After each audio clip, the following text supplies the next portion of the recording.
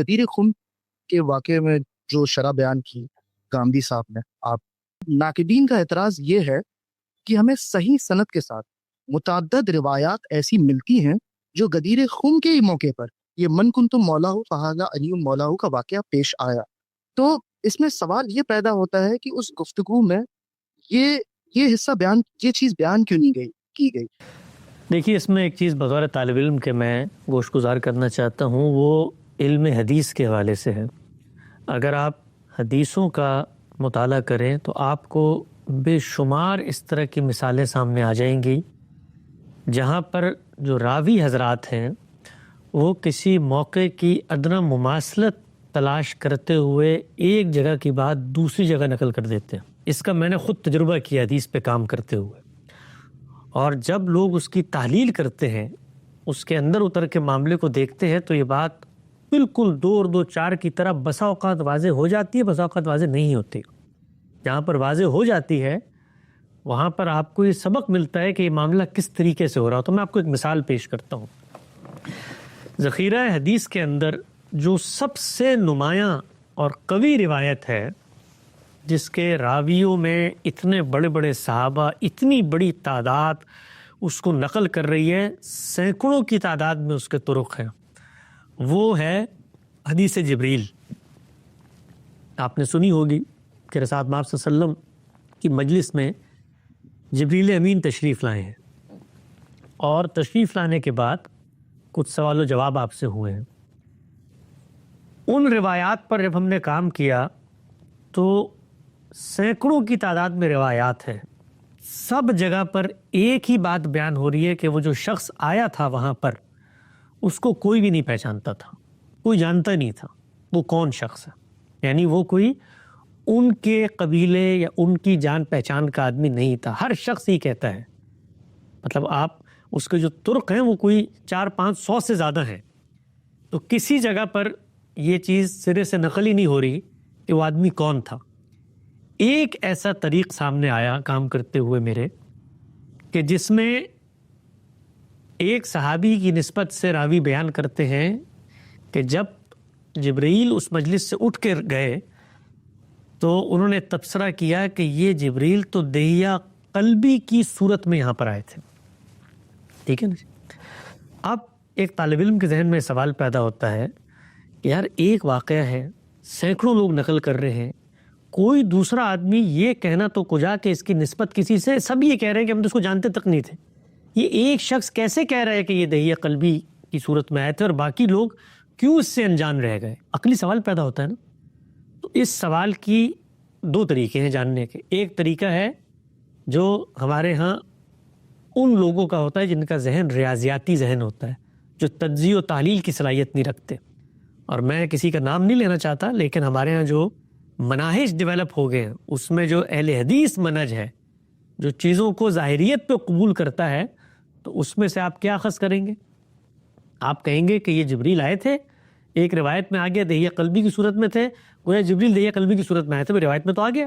اگر روایت میں آ گیا، اسی واقعے سے نقل ہوا ہے، تو آ تو یہ نا، روایت میں لکھا ہوا تو ہے۔ تو ایک طریقہ یہ ہے۔ دوسرا طریقہ کیا ہوتا ہے؟ تجزیے کا، تحلیل کا، ان عقلی الجھنوں کو سلجھانے کا، کہ بھائی جب یہ 300 لوگ یہ بات نہیں کر رہے تو ایک آدمی نے کیسے کیا؟ تو میں صرف آپ کو بتانا یہ چاہتا ہوں کہ میں نے اس پر تحقیق کی، تجزیہ کیا، ان باقی جتنی روایات تھیں اس میں وہ راوی موجود نہیں تھا جو راوی اس روایت میں موجود تھا، جو دہیہ قلبی کی شبیہ یا صورت جبریل سے ملا رہا تھا۔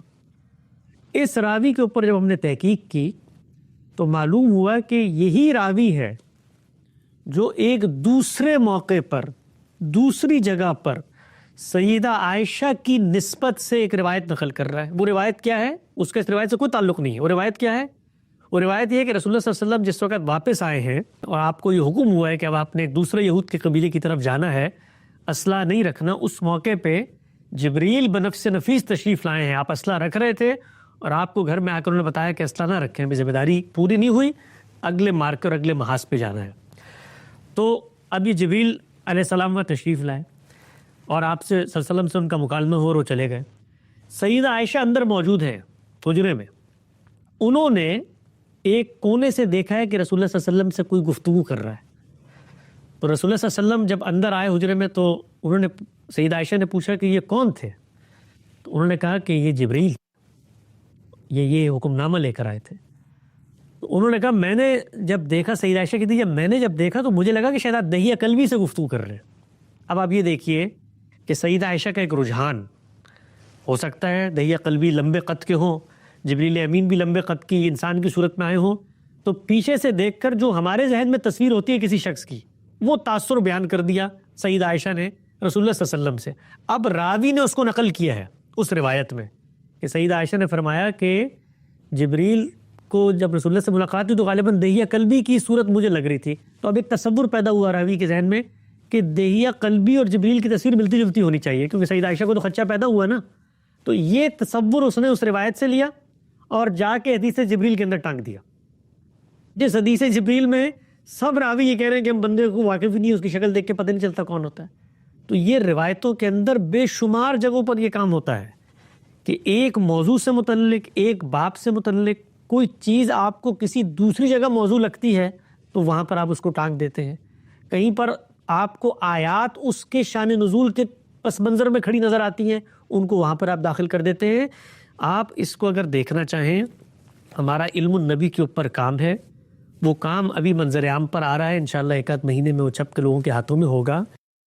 ہم نے ہر روایت کے بارے میں یہ کیا ہے کہ اس میں ماضی میں جا کر ان تمام واقعات، اس سے متعلق مباحث، ان کو جمع کر کے جامع متن بنایا ہے۔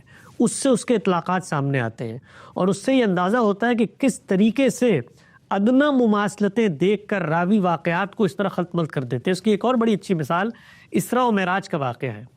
4 الگ الگ واقعات جن میں سے بعض قرآن میں بیان ہوئے ہیں، بعض روایتوں میں بیان ہوئے ہیں، رسول اللہ کے رویا ہیں، ان سب کو ملا جلا کر ایک پیکج بنا دیا گیا۔ وہ قرآن نے یہاں پر مشاہدہ کروایا ہے، وہ روایت کے اندر خواب کا مشاہدہ بن گیا۔ جو خواب کا مشاہدہ تھا وہ قرآن کے مشاہدے کے ساتھ خلط مبس ہو گیا، اس کو بیان اس طرح کیا گیا کہ وہ حصی مشاہدہ بن گیا۔ تو روایات میں اس کی بے شمار مثالیں ملتی ہیں۔ یہ اہل حدیث ذہن کے لیے اس بات کو سمجھنا ذرا مشکل کام ہے، اس لیے کہ وہ چونکہ روایت کو وحی غیر مطلوب کی حیثیت دیتے ہیں حدیث کو، تو اس کے نتیجے میں ان کے لیے یہ سمجھنا ذرا مشکل ہو جاتا ہے کہ یہ جو وحی غیر مطلوب ہے اس کے اندر اختلاط بھی ہو جاتا ہے اس طریقے سے، اور اس وحی کو جب روایت بالمعنی کے اصول پر راوی بیان کرتے ہیں تو یہ خرابیاں، یہ مسائل پیدا ہو جاتے ہیں۔ خود اس کی بڑی اچھی مثال عذاب قبر کی روایات ہے۔ آپ ان کے اوپر ہم نے کام کیا ہے، بڑا تفصیلی کام ہے، اس میں سال سے زیادہ وقت لگا، وہ بھی اب چھپ رہا ہے، اس کو آپ دیکھیے۔ اس کے اندر اتمام حجت کی روایات ہے، جس طرح ان کو بیان کیا جاتا ہے ان کے پس منظر سے کاٹ کے اور چیزیں ادھر ادھر سے شامل ہو جاتی ہیں۔ تو یہ جو معاملہ ہے، یہ روایتوں کو جو لوگ وحی کی روشنی میں دیکھتے ہیں ان کی سمجھ میں آسانی سے نہیں آ سکتا۔ ان کے نزدیک مسلم کے اندر اگر کوئی چیز بیان ہو گئی ہے، خود صحیح مسلم کے اندر صحیح روایت ہے نا، ذرا رب الفضل کی روایات کو دیکھیے، غامدی صاحب نے تحلیل کر کے بتایا ہے، اور آج تک اس تصور پر کوئی نقد نہیں کر سکا علمی انداز میں کہ 2 روایتیں ہیں، اوپر نیچے ہیں، اور نظر آ رہا ہے کہ ایک کی بات دوسری میں شامل ہوگی، دوسری کی بات اس میں شامل ہوگی۔ موقع نہیں ہے یہاں پر میں ان روایات کی تفصیل کروں، تو اس کو آپ میزان کتاب میں دیکھیں۔ تو یہ بہت ہوتا ہے ذخیرہ حدیث کے اندر۔ تو مثال کے طور پہ اگر یہ معلوم ہو گیا کہ اللہ کے پیغمبر نے من کنت مولا فعلی مولا کہا ہے، اور اس کا پس منظر یہ ہے کہ آپ نے ایک سرکاری کام کے لیے ان کو بھیجا جس میں ایک تنازع پیدا ہو گیا مال غنیمت کی تقسیم میں، اس میں لوگوں نے آپ پر مختلف الزامات لگائے، آپ کی کریکٹر اسیسینیشن بھی اس زمانے میں ہوئی ہوگی، 10 اور محرکات بھی ہوتے ہیں۔ پیغمبر کو محسوس ہوا، اس نے ایک موقع پہ تبصرہ کر کے بتایا کہ بھئی اس کے پیچھے پڑ گئے ہو تم، میں نے اس کو بھیجا تھا، تو اگر اس پر اعتراض کرنا تو مجھ پہ اعتراض کرو۔ میری اتھارٹی کو لے کر یہ وہاں گیا تھا، فیصلہ کر کے آیا، میں ذمہ دار ہوں، میں جواب دہ ہوں، تو اگر مجھے مانتے ہو تو پھر اس کو بھی مانو۔ تو یہ پس منظر ہے۔ آپ یہ کہیں کہ چونکہ ایک روایت میں یہ مطلق بات بھی آ گئی ہے، لہٰذا میں اس پورے پس منظر کو جو کہ میرے سامنے خود دریافت ہو کے آ گیا ہے، اس کی روشنی میں دیکھنے کے بجائے میں اس سے ایک پورا کا پورا فلسفہ دین نکال لوں کہ اللہ کے پیغمبر اپنی رخصت ہونے سے پہلے ایک شخص کو اپنی نیابت کی جگہ پر چھوڑ کے جا رہے ہیں، بھائی کسی اصول پر چھوڑ کے جائیں گے نا، وہ اصول یا علم و عقل کا ہوگا یا دین کا ہوگا، تو ذرا وہ اصول بتا دیں۔ قرآن مجید کہتا ہے امرہم شورا بینہم، تو شورائیت کا اجتماع ہو گیا تھا سیدنا علی پر جس کا فیصلہ کر کے جا رہے ہیں، دوسری طرف اللہ کے پیغمبر اپنی نسبت سے بتا رہے ہیں الائمۃ من قریش، اور ان کے لوگ جو ہے قیادت انہی کے پاس ہوگی، زعمائے قریش فیصلہ کرتے ہیں، لوگ ان پر اعتماد کرتے ہیں. تو یہ باہم متضاد باتیں رسول اللہ کیوں فرما رہے ہیں بھائی؟ ایک طرف قریش کی رسالت میں آپ صلی اللہ علیہ وسلم اپنے مسلح پہ کھڑا کرتے ہیں تو ایک دوسرے شخص کو کھڑا کرتے ہیں. اچھا صحابہ کا پورا جو قوم ہے وہ رسول اللہ کے بعد اس آپ کی وصیت کی روشنی میں جس شخص کا انتخاب کرتی ہے وہ تو کوئی دوسرا شخص ہے.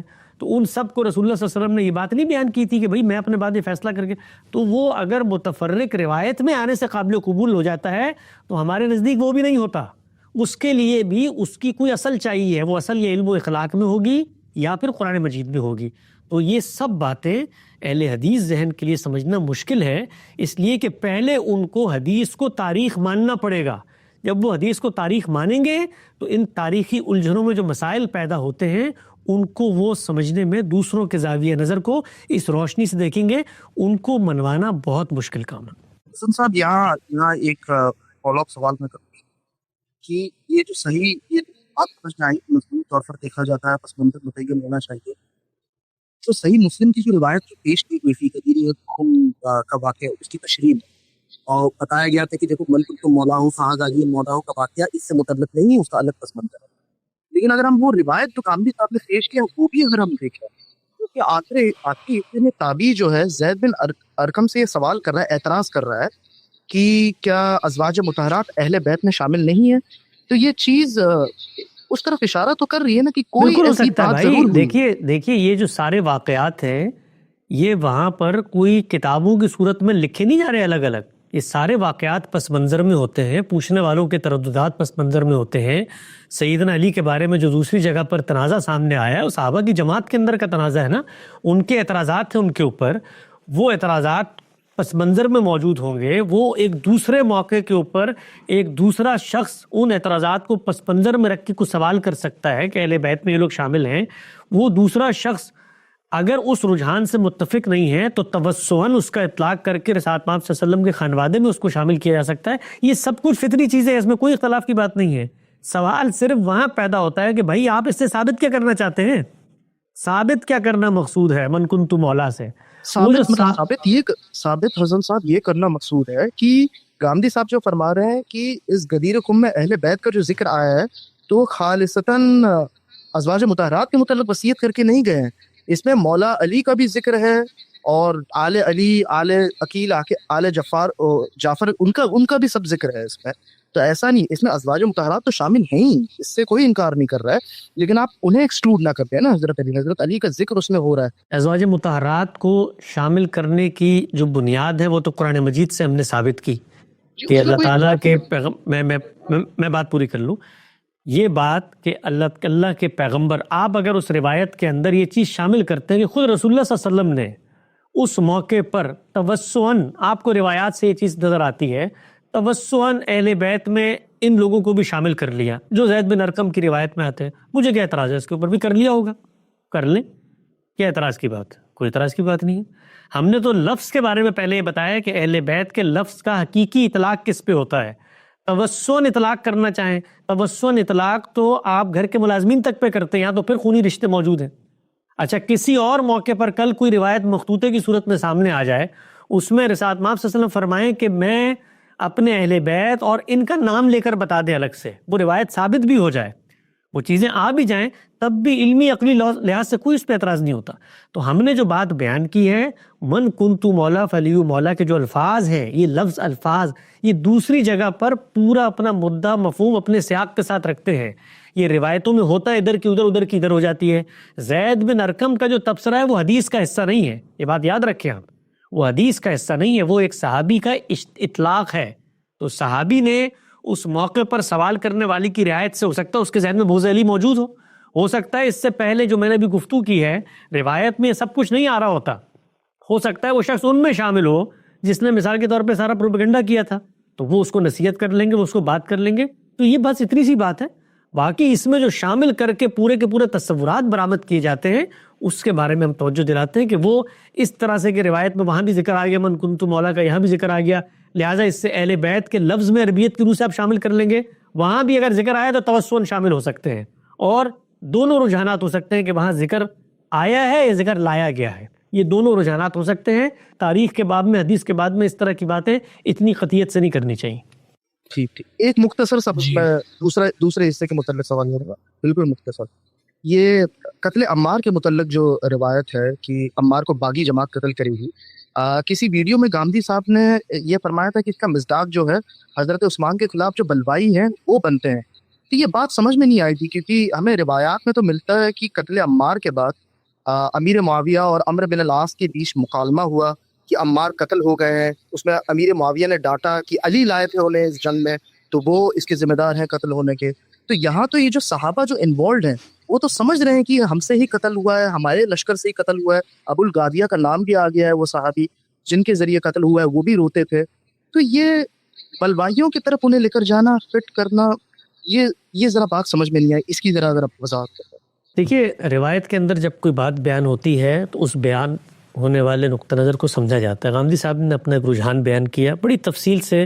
قاضی طاہر الہاشمی صاحب جو ہیں انہوں نے بھی اپنا رجحان اور اپنا پورا نظریہ سیدنا امیر معاویہ کے بارے میں جو 100 اعتراضات ہیں اس کتاب میں لکھا ہے.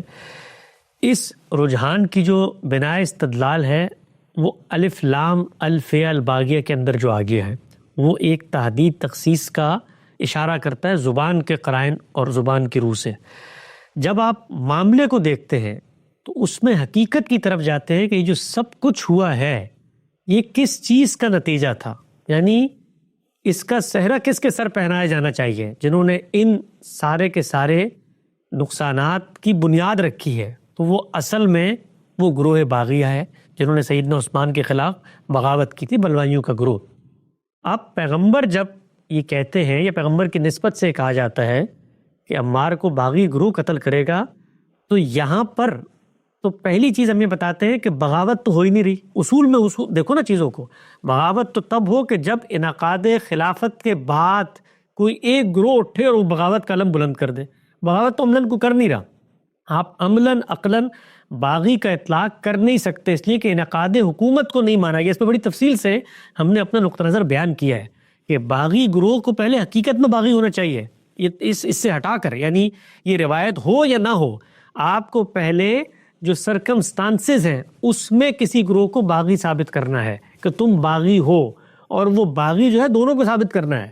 ان لوگوں کو بھی جو لڑ رہے وہ کہیں گے تم باغی ہو، اور ان لوگوں کو بھی تسلیم کرنا کہ ہم نے بغاوت کر دی، ہم کھڑے ہو گئے.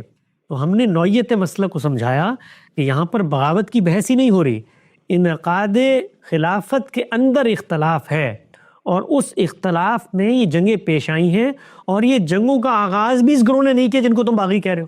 یہ تو تاریخ کے مسلمات ہیں. ان مسلمات تاریخ سے انکار نہیں ہو سکتا کہ جنگیں ہوئی کیسے ہیں. کیا نعوذ باللہ آپ کی نظر میں سیدہ عائشہ باغی ہیں جنہوں نے سیدنا علی سے جنگ کی ہے؟ سوال کے جواب دیجئے گا مجھے. جی یہ جسارت تو کوئی نہیں کرے گا.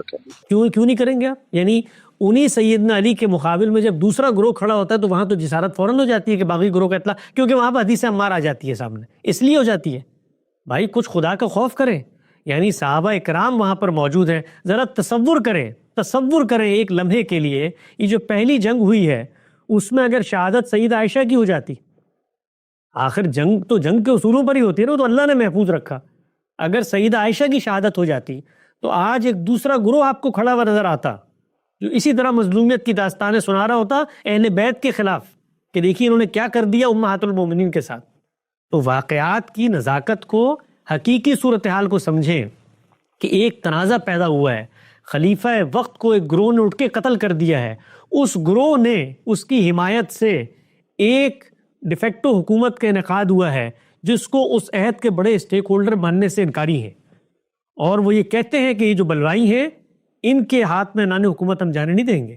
آپ ذرا پڑھیے سیدنا عثمان کے جو ورثاء ہیں انہوں نے کیسے خطوط لکھے، باقاعدہ انہوں نے اپنے شہید باپ کے کرتے کو بھجوایا ان فریقین تک کہ ہمارے باپ کے ساتھ یہ ہوا ہے، اور یہاں پر یہ عالم ہے کہ جن لوگوں نے یہ کیا ہے ان کی بساط پر حکومتیں سنبھالی جا رہی ہیں، ان کو گورنر بنا کر بھیجا جا رہا ہے، مالک نشتر اور باقی لوگ. تو یہ تنازع ہے. اس تنازع میں کسی نے حملہ نہیں کیا جو لوگ یہاں پر موجود تھے. دونوں جنگوں کا انعقاد اور ابتدا کہاں سے ہوئی ہے؟ تو پہلے عقلی طور پر اس چیز کو آپ باور کروائیے کہ فریق جو ہے وہ عملاً بغاوت کر کے کھڑا ہو گیا ہے، عملاً بغاوت کر کے نہیں کھڑا ہوا. اب اگلی بات یہ ہے کہ آپ کو پیغمبر کی نسبت سے ایک چیز نظر اچھا ایک فریق کو آپ باغی گروہ قرار دے رہے ہیں ایک روایت کی بنیاد پہ، میں آپ کے سامنے اتنی روایتیں بھی پیش کر دوں گا کہ جس کو آپ باغی گروہ قرار دے رہے ہیں، ساتھ میں آپ صلی اللہ علیہ وسلم ان کو جنتی گروہ قرار دے رہے ہیں، تو اس کی بنیاد پر میں کیا یہ فیصلہ کروں کہ سیدنا امیر معاویہ کے مقابلے میں جو لوگ تھے وہ سب کے سب جہنمی ہیں اس لیے کہ رسول اللہ نے ان کو جنتی قرار دے دیا؟ رسول اللہ نے فرمایا ہے خود سیدنا امیر معاویہ کی حکومت کے اوپر ہم نے روایتوں کے اندر سے ان اطلاقات کو نکال کے بتایا ہے کہ وہ عہد کون سا بنتا ہے جس میں آپ نے پیشن گوئی فرمائی ہے کہ حکومت ایک شخص قائم کرے گا اور اس کے دور میں کیا حالات ہوں گے آسودگی کے اور مالی فراوانی کے۔ تو اس کی بنیاد پر میں کہوں کہ مہدی کی روایات کا اطلاق سیدنا امیر معاویہ پہ ہو گیا، لہٰذا سامنے والا گروہ اب جہنمی ہو گیا۔ کچھ خدا کا خوف کرو بھائی، اس طرح کی روایات کو ان کے پس منظر میں رکھ کے دیکھنا چاہیے۔ اسی روایت سے جو سیدنا امیر معاویہ کے حق میں آتی ہے ان کے کسی سیاسی فیصلے کی توجہ نہیں ہوتی۔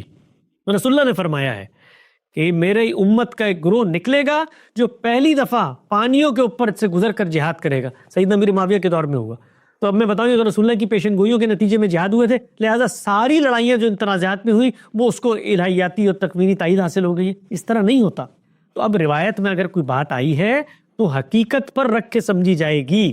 وہ حقیقت کیا ہے کہ کس بنا پر یہ سب کی سب جنگیں شروع ہوئی ہیں، حقیقی مجرم کون ہے؟ حقیقی مجرم وہ بلوائی ہیں جنہوں نے بنیادیں رکھی ہیں اور ان بلوائیوں کی وجہ سے یہ جنگیں ہوئی ہیں، وہ ہے فیہ باغیہ اس پر، وہ اقراری مجرم ہے بغاوت کے۔ وہ کہتے ہیں ہم نے بغاوت کی ہے، آؤ لڑو ہمارے ساتھ۔ خلیفہ مسلم کو قتل کر دیا انہوں نے، اس کی جگہ وہ کھڑے ہو گئے ہیں، مسجد نبوی پہ قبضہ کر لیا ہے، یہ سب کام انہوں نے کیا۔ تو ایک گروہ جو بغاوت کا دائی ہے، بغاوت کے جرم کو قبول کرتا ہے، عملاً بغاوت کر چکا ہے، اس کی بغاوت کے نتیجے میں ساری کشت و خون کا بازار گرم ہوا ہے، تو روایت کا جو صحیح مصداق ہے وہ تو اس گروہ پر اطلاق کی صورت میں سامنے آتا ہے۔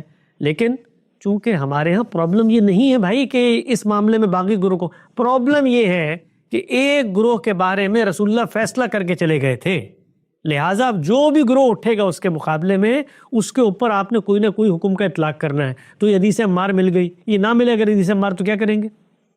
تو پھر آپ باقی جگہوں سے اطلاق کریں گے۔ یہ دیکھیے یہ تو اہل تشیع جو ہیں ان کے پورے مکتبہ فکر کی بنیاد حدیث عمار کے اوپر ہے، اور بھائی ان کی تصور کی بنیاد تو نظریہ امامت کے اوپر ہے۔ تو اس نظریہ امامت میں جب امام کے خلاف کوئی کھڑا ہو جاتا ہے تو وہ باغی بنتا ہے، اس کا تو ایمان باقی نہیں رہتا۔ یہاں تو پھر ہم توجیہات کر کے کہتے ہیں کہ چلو ہم باغی کہنے کے باوجود کہتے ہیں کہ جی یہ قیامت کے دن اللہ تعالیٰ ان کا فیصلہ کرے گا، جہنم میں نہیں جائیں گے۔ وہ ذرا دوسری جگہ پر کھڑے ہوں، وہ کافر کا لفظ اختیار کر لیتے ہیں کہ یہ انکار کرنے والے ہیں، غاصب کا لفظ اختیار کر لیتے ہیں، اس کی بنیاد حدیث سے عمار نہیں ہوتی۔ تو یہ سیاسی تنازعات جس وقت دینی روایات کا سہارا لیتے ہیں تو اس کے بعد اس طرح کے اطلاقات ہوتے ہیں۔ آپ نے ذکر کیا سیدنا امیر معاویہ نے کیا بات کی ہے، انہوں نے کہا بھائی لوگوں نے لا کے ڈال دیا ہمارے سامنے، ہم نے جنگ کا آغاز کیا۔ اور اگر سب سے اہم بات جس پر کوئی جواب آج تک نہیں آیا، میں آپ سے پوچھنا چاہتا ہوں، براہ راست مجھے جواب دیں، یہ باغی گروہ تھا تو اس کا مطلب کیا ہے کہ رسول اللہ صلی اللہ علیہ وسلم نے دوسرے گروہ کے ساتھ اپنی تائید کا اعلان کر دیا، دوسرا باغی نہیں ہوگا؟ تو یہ باغیوں کے ساتھ تحکیم کا معاملہ کیوں کیا گیا، اس کا مجھے جواب دیتے۔ یہ باغی تھے لیکن مسلمان تھے حسن صاحب، مسلمانوں کے ساتھ تو اگر یہ امن کی پیشکش ہوگی تو ظاہر سی بات ہے آگے بڑھ کر وہ تحکیم کا معاملہ بھی ہوگا۔ باغی کا مطلب تو یہ نہیں ہوا نا کہ وہ لازماً کافر ہی ہو۔ نہیں آپ نہیں کافر نہیں، کافر کے ساتھ بھی ہو سکتا ہے امن کا معاہدہ ہونے میں کوئی مسئلہ نہیں ہے۔ سوال یہ ہے آپ کو یہ بشارت ہے کہ آپ کے مقابلے میں لڑنے والا گروہ باغی ہوگا، آپ کو یہ بشارت ہے نا، آپ کو پتہ چل گیا کہ عمار کے قاتل باغی ہوں گے۔ اب باغیوں نے جب قتل کیا ہے تو اس موقع پر آپ کو یہ روایت پیش کرنی ہے نا بھائی، سیدنا علی کو تحکیم کے موقع پہ یہ روایت پیش کرنی تھی کہ اللہ کے پیغمبر میری تائید اور میرے حق میں یہ فیصلہ کر کے چلے گئے ہیں، تم لوگ بات کرتے ہو قرآن پہ فیصلے کا، فیصلہ تو کیا ہو چکا ہے، یہ فیصلہ اب کس چیز پر ہوگا نیا؟ جب فیصلہ ہو چکا ہے تو نیا فیصلہ کس بنیاد پہ ہوگا؟ سوال یہ ہے بھائی آپ نے میرے خلاف اقدام کیا، آپ نے میرے بندے مار دیے، بندے مارنے کے بعد آپ آگے ہیں کہ بھائی فیصلہ کرو، جنگ بندی کرو اور آ کر مذاکرات کرو یا بات کرو یا تحکیم کرو، لوگوں کو بٹھاؤ، تو موقع تو وہ ہے اس چیز کو بیان کرنے کا کہ اللہ کے پیغمبر فیصلہ کر کے گئے ہوئے ہیں بھائی کہ تم لوگ باغی ہو، پہلے تو اس کو تسلیم کرو تم لوگوں نے غلط کام کیا ہے۔ جس وقت میں تحکیم کو مان لیتا ہوں، میں معاملے کی نیوٹرلٹی پر آ گیا، نیوٹرل کر دیا میں نے معاملے کو، تو یہ جو پورا تصور ہم پیش کر رہے ہیں اس گروہ کی نسبت سے، کیا سیدنا علی نے کسی موقع پر یہ روایت پیش کی ہے کہ عمار کو باغی گروہ قتل کرے گا لہٰذا یہ سارا گروہ باغی ہے؟ تحکیم کی بات کرتے ہو، ان باغیوں سے تحکیم کریں گے؟ وہ جو دوسرے باغی تھے ان سے مل کے تو حکومت بنا لی گئی. جو حقیقی باغی تھے وہاں پر تو یہ عالم تھا کہ حکومت بنا لی گئی. یہاں پر یہ کہ جی یہ باغی گروہ یہاں تحکیم کی جا رہی ہے. جی درست درست. سیدنا علی کی نسبت سے بتائیں نا کہ انہوں نے کہا ہو کہ ہمارا مقابلہ باغیوں کے گروہ سے ہے. اچھا ایک باغیوں کا گروہ ہے پہلا، یہ والے سیدنا امیر معاویہ، تو پہلا گروہ کیوں باغیوں کا نہیں جس کی قیادت سیدہ عائشہ طلحہ زبیر کر رہے ہیں؟ یعنی عقلی اصول میں بتائیے نا. جب یہ سوال پیش کیا جاتا ہے تو وہ کہتے ہیں کہ لغوی طور پر آپ باغی انہیں بھی کہہ سکتے ہیں، خارجی بھی کہہ سکتے ہیں. یعنی سیدہ عائشہ باغی تھی لغوی طور پہ. اب میں ان صاحب کا نام نہیں لینا چاہتا، لیکن وہ کہتے ہیں کہ دیکھو اگر آپ خروج کا بھی اگر آپ اطلاق کرنا چاہیں وہ پھر پوری بات کریں. وہ جو صاحب کہتے ہیں نا وہ پوری بات کریں. وہ پوری بات صرف یہ نہیں کرتے، وہ جماعت صحابہ کو غاصب سمجھتے ہیں. وہ پوری بات کریں اور آ کر دیانتداری سے بات کریں کہ ہم صحابہ کی جماعت کو غاصب سمجھتے ہیں. انہوں نے اقتدار جو اہل بیت میں سیدنا علی کے سپرد ہونا تھا اس کو چھین لیا ان کے ہاتھ سے. ہم سب کو غاصب سمجھتے ہیں. تو کھل کر کہیں نا، تکیہ کیوں کرتے؟ آئی تھنک اعظم صاحب اس میں سب سے امپورٹنٹ یہ ہے کہ حضرت علی نے خود اسے استدلال کے طور پر نہیں پیش کیا کہ دیکھو قتل عمار ہو گیا، اب تو بات یہ سب ہو گیا. تحکیم قبول کرنے کا مطلب کیا ہے بھائی؟ حکم بنانے کا مطلب کیا ہے؟ حکم بنانے کا مطلب ہے کہ معاملے کو میرٹ پہ دیکھا جائے. تو میرٹ اگر آپ کے حق میں تائید ہے روایت کی، حکم کو روایت پیش کریں گے آپ. تحکیم جڑی ہوئی ہے اس پورے تصور سے.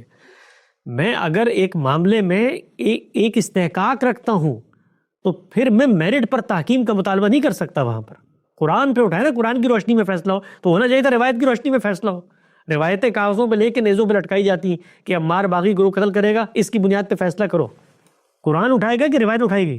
بالکل درست، بالکل واضح ہو گیا. بہت بہت شکریہ.